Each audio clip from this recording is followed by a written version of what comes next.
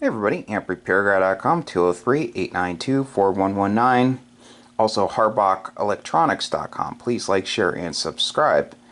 So we have an Ameritron Al80b in for repair. Customer bought it from an estate sale. He said it was dropped from a short distance vertically, horizontally, to the ground. And he wants me to go through it, do all the mods, fix it, test it, yada yada yada. So first off, the plate choke was loose. I think one of the threads was damaged. A little short screw, so I put a longer screw in there. Now it's good. One of the plate blocking caps was sitting down at the bottom. The lead broke, both leads. This one was damaged too, so I'll replace those. SO239s. The bottom one doesn't have great grip. Top one's okay. Bottom one's the most important one. That's the output. So I'm going to replace both with brand new ones from Max Gain Systems. Great people over there. Be getting a brand new Penta tube that the customer is going to purchase, and it'll be drop shipped to him. He gets it at the dealer price. I make nothing. So I'm going to remove the metal oxide varistors, add gas discharge tubes at the socket, ground the grids right to the metal, clean the rotary switches with deoxit gold, band switch, input rotary switch, take the grid overload board out. It's not needed. He wants it out. And clean the TR/bias relay with deoxit gold. And that's about it. If I didn't already say it, also ground the grids right to the metal. Why not? The holes are already there. Okay, so I'm going to get to work, and I need more coffee because it's early. So see you guys soon. Okay, so we're back with the completed Ameritron Al80b. Customer wants to see it working on 10 meters. I already tested it on the other vans. So radio's set to roughly, audio hello, roughly 100 watts. It's wired for 120. More line voltage drop on 120, so it requires more drive. 1 kW slug, it's on PEP, so I'm going to key the amp. Audio hello, hello, hello, hello, hello, 1 kW on PEP, audio hello, hello, hello, audio hello, audio. See how much voltage drop there is? That meter, audio. This is my line voltage here. Reflect. Hello, hello, hello. All the meters are working. Again.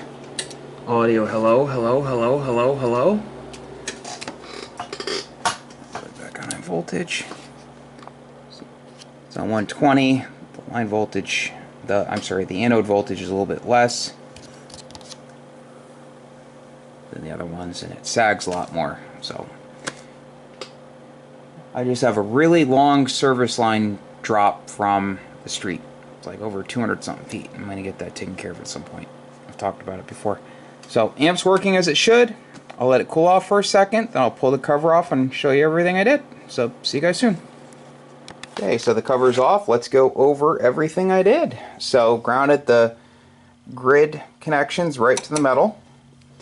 Already has the 3 holes in the chassis, so why not, like I said before.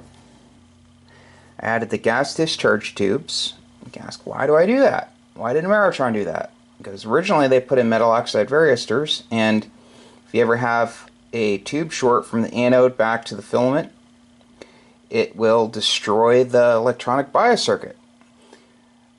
So that's why they added the metal oxide varistors and still had issues. And then they added a cap and a diode, and then they finally started adding the gas discharge tubes. So I pulled all that out and put in gas discharge tubes.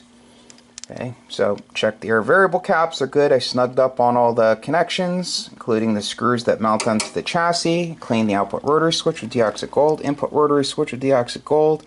Remove the 10 meter wire from the board for the 10 meter mod. Tighten up on more hardware back there. Put the longer screw in the plate choke. Replace the plate blockers. They're in there nice now.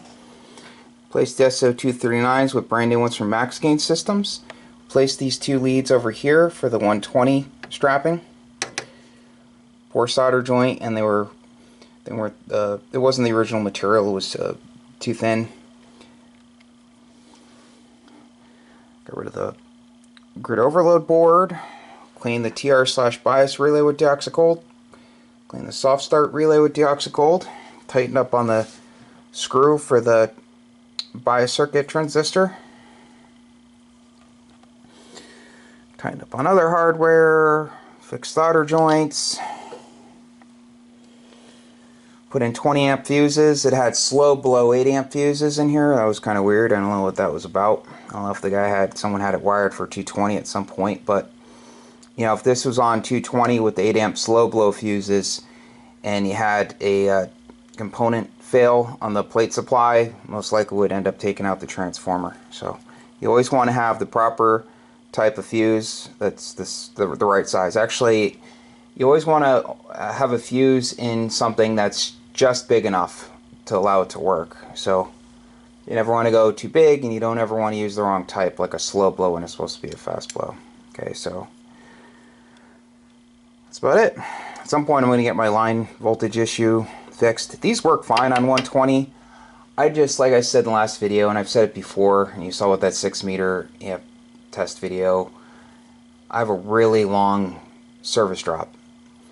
And yeah, so I gotta get that taken care of at some point, but I can test amps no problem. So this is all set, and I got the capacitors for the other Al80b today. I'll work on that. I'll get that finished up Monday. I have a Dentron I need to work on. I haven't worked on a Dentron in a while, so that's about it. So I appreciate everybody watching. It is Friday. It's time to relax. So, and this is getting a brand new, this isn't the tube, this is just my test tube, but like I said before, customers are ordering a brand new Penta Lab 3500Z. Awesome people, they're just great people. You know, so it's getting drop shipped to him. I have tubes here I test amps with. So again, thanks for watching, and 73, please like, share, and subscribe. I'd really appreciate it. Have a great weekend.